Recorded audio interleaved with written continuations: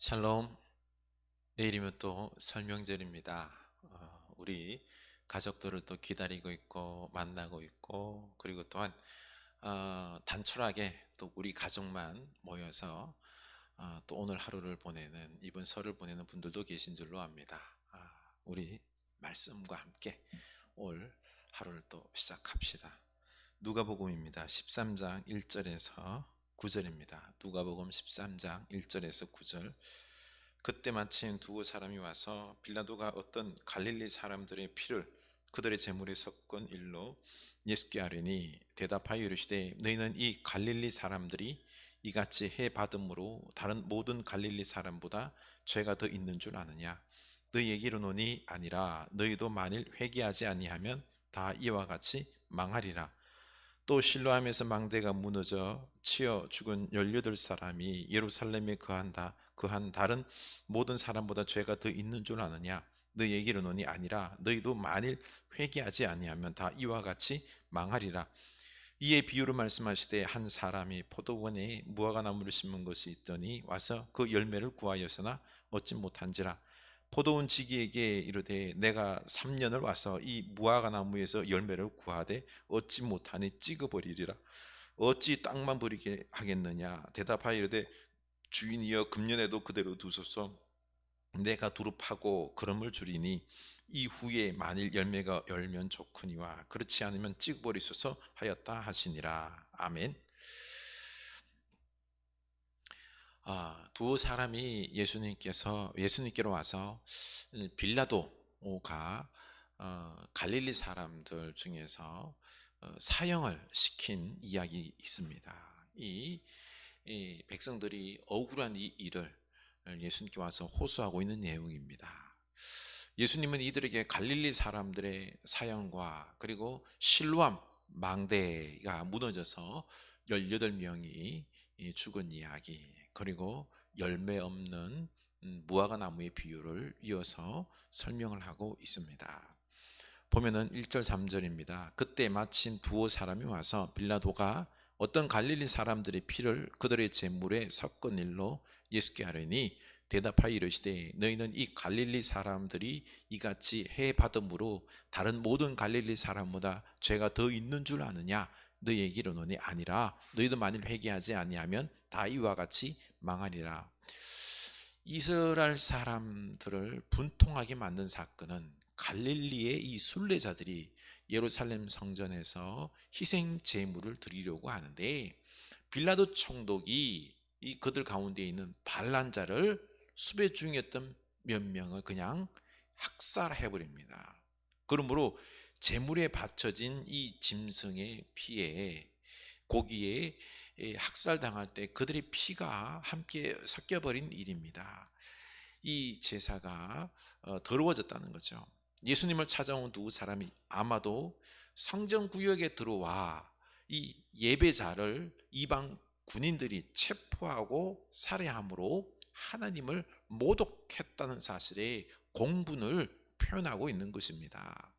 하지만 이 당시 바리새인들과 종교 지도자들은 그들의 어떤 신명기적 사관 속에서 인과응보 논리로 그들의 죽음은 어떤 특별한 죄로 말미암아 초래된 그들에게 내리신 하나님의 형벌이다라는 식으로 그냥 너무 단순하게 해석을 해버리는 것입니다.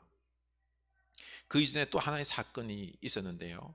실로암 연못 근처에 있는 이 망대가 그냥 확 무너졌습니다. 그때 밑에 있던 18명의 예루살렘 사람들이 압사당하고 말았습니다.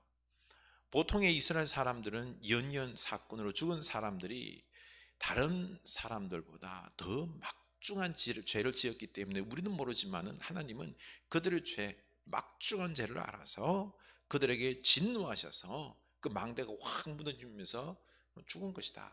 우연찮게 죽은 게 아니라 죄 때문에 죽은 것이다 라고 이해를 하고 있는 거죠. 종교 지도자들도 그렇게 해석을 한 것입니다. 그러나 예수님은 그렇게 보지 않습니다. 3절 5절에서 똑같이 너희에게 이르노니 아니라. 너희도 만일 회개하지 아니하면 다 이와 같이 망하리라. 결코 그들의 죄가 커서 죽은 것이 아니고 예루살렘과 이스라엘 사람이든 누구든지 회개하지 않으면 모든 사람에게 일어날 하나님의 심판을 예시하는 것이라고 말씀하고 있습니다. 예수님은 로마에 항구하고 있는 이 애국 열심당원들, 그들이 이제 이 빌라도에게 체포당해서 죽었는데 그들을 비난하거나 목숨 건 이 애국 행동에 대해서 문제 삼지 않았습니다. 한편으로는 좀 두둔한 부분들도 있습니다. 지금 이 회개하지 않는 이런 부분들에 대해서 이야기를 하고 있는 거죠. 그들이 죄가 많고 적고를 이야기하는 게 아닙니다. 그렇다 그러면 지금 우리가 겪고 있는 이 코로나의 고통과 죽음은 어떻게 봐야 할까요? 중국 우한에서 발생한 코로나로 세계 수많은 사람들이 죽고 고통을 당하고 있습니다. 이때 우리는 신명기적 사관 속에서 인과응보의 논리로 따져본다면은 죄를 많이 지었기 때문에 하나님께서 심판하신 것이다 라고 쉽게 말할 수 있는데 아닙니다. 자기도 모르게 코로나에 걸려서 죽은 사람들은 죄를 많이 지어서 죽은 것일까요? 그러면 살아남은 우리는 죄가 적어서 살아남은 것일까요? 그렇게 해석해서는 안 된다는 거죠. 또 하나님께서 죄악에 대한 심판으로 그렇게 했다고 그러면 코로나로 죽은 사람들 중에는 아주 천진난만한 애들도 있습니다. 하나님의 심판은 불공평하다고 볼 수 있습니다. 이렇게 우리는 이 코로나에 대해서 너무 단순하게 이 하나님의 심판이다라고 평가해서는 안 된다는 것입니다. 그러면 어떻게 봐야 할까요?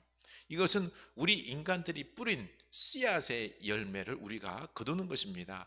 동물의 서식지를 침범하고 그들의 생존을 위협한 결과 어쩔 수 없이 동물들과 접촉할 수밖에 없고, 이 접촉이 빈번해지므로 동물 안에 있어야 할 바이러스가 우리 몸에 들어와서 이상 반응을 보인 것입니다. 우리의 잘못을 하나님의 심판이다라고 너무 단순화시켜서 하나님을 폭력의 하나님으로 만드는 게 아니라, 이건 또 우리의 너무 무책임한 행동입니다. 우리가 지금 잘못한 게 있는데 그건 안 보고 폭력의 하나님만, 심판의 하나님만 부각시키려고 하는 것은 안 된다는 거죠. 도리어 예수님은 이것을 기점으로 도리어 회개의 기회로 삼으라는 것입니다. 저들이 죄가 많아서 죽은 것이 아니라 너희가 만일 회개하지 않으면 너희도 심판받을 것이다 라는 것을 경고하고 계시는 것입니다. 우리의 죄를 돌아보아서 회개의 기회로 삼을 것을 말씀하고 있습니다. 이번 코로나로 우리는 우리들의 죄를 되돌아보며 회개하는 기회로 삼아야 됩니다. 사실 이번 코로나로 우리들의 죄악들이 여실히 드러났습니다. 여기저기서 우리의 거짓되고 악한 민낯들이 다 드러났지 않습니까? 그래서 회개할 것은 회개하고 고쳐야 합니다. 환경오염의 문제, 거짓 종교, 경건한 사회 속에서의 불의와 불평등, 그리고 양극화의 모습들을 보게 됩니다. 우리는 회개하고 이런 문제들을 고쳐야 합니다. 남을 정죄해서 될 게 아닙니다. 내가 회개해야 된다는 거죠. 코로나로 죽은 사람들이 죄가 많아서 그렇게 된 것이라고 둘러대며 우리의 악함과 문제투성이들은 그저 아무 문제 없다는 듯이 넘어가서는 안 된다는 것입니다. 바로 내가 회개를 해야 됩니다. 우리가 환경 문제에 회개하면서 다루어야 됩니다. 우리의 믿음에 대해서, 그리고 우리 이 경제적, 정치적 이런 모든 불평등과 불의에 대해서 우리가 참여하면서 회개해야 되는 거죠. 근데 이걸 안 한다는 거죠. 늘 남의 핑계를 대면서 이런 것 빠르고 변명하고 거짓말하려고만 합니다. 회개하지 않습니다. 그래서 열매 없는 무화과나무 비유를 들어서 말씀하십니다. 무화과는 흔한 과실수입니다. 흔한 과실수를 포도원에 심는 것은 특별한 배려였습니다. 주인이 무화과를 포도원에 심은 이유는 오직 한 가지, 열매를 얻기 위한 것이었습니다. 무화과 열매를 맺기 위해서 주인은 3년을 기다려 주었습니다. 3년, 이 무화과 열매를 많이 맺는 최적기입니다. 그러나 과수원의 기름진 토양을 흡수한 무화과는 열매를 맺지 못했습니다. 열매를 기다리던 주인은 열매 없는 무화과나무를 베어 버리라고 말합니다. 이에 과원지기가 주인에게 간청을 합니다. 주인이여, 금년에도 그대로 두소서. 내가 두릅하고 그름을 주리니 이후에 만일 열매가 열면 좋거니와 그렇지 않으면 찍어버리소서 했습니다. 우리가 하나님의 특별한 가수원에 심기는 것에 이 특혜고 놀라운 은혜를 받았습니다. 그러나 이 놀라운 은혜도 불구하고 우리는 합당한 열매를 맺지 못하고 있는 것입니다. 하나님의 심판에 따르면 열매 맺지 못하는 우리는 당장 찍어 버려야 할 판입니다. 그런데 우리 예수님은 하나님께 한 번 더 기회를 달라고 지금 변호하고 있는 것입니다. 예수님의 간곡한 변호와 부탁으로 올 한 해 우리에게 생명이 선물로 주어진 것입니다. 2021년 새해 설명절이 다가왔습니다. 우리는 올 새해 이게 당연히 주어진 시간으로 2021년으로 새해로 생각해서는 절대로 안 됩니다. 예수님께서 간곡히 부탁해서 하나님으로부터 선물로 얻은 이 시간들입니다. 새해입니다. 그런데 우리는 회개하지 않고 여전히 죄악 가운데 열매 없는 삶을 살아서는 안 된다라는 것입니다. 우리 너무 방만하게 방주하다 보니 회개하지 않습니다. 오늘 주님은 우리에게 열매 맺는 새해가 되기 위해서 제일 우선적으로 회개할 것을 우리에게 말씀하고 있는 것입니다. 우리 열매를 위해서는 내가 먼저 회개하고 내려놓고 하나님 말씀 듣고 새로워져야 된다는 거죠. 여기에 열매의 출발이 일점이 되는 것입니다. 우리 올 새해 열매 맺기 위하여 회개할 수 있기를 원합니다. 기도합시다. 하나님 아버지, 우리의 죄악을 보게 하여 주시옵소서.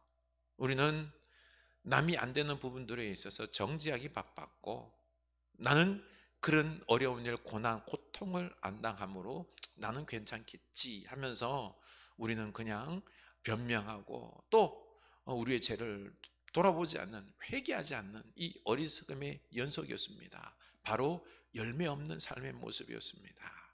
주님, 우리가 회개해야 될 줄 압니다. 이 코로나 주님께서 주신 이유는 우리의 죄악과 더불어서 회개하라고, 새로운 믿음의 삶을 살라고, 열매 맺는 삶을 살라고 우리에게 말씀하고 있는 줄로 압니다. 올 새해도 주님의 변호가 없으면, 주님께서 우리를 긍휼히 여기셔서 다시 올 새해 선물로 주지 않았다면 우리에게는 이런 기회가 없을 것입니다. 주여, 은혜인 줄로 압니다. 우리가 진실로 주님 앞에 회개함으로 말미암아 열매 맺는 새해가 되기를 원합니다. 주여, 올 새해에는 회개하게 하여 주시옵소서. 올 새해에는 회개함으로 다시 회복되게, 다시 살아나게, 다시 부흥되게 하여 주시옵소서.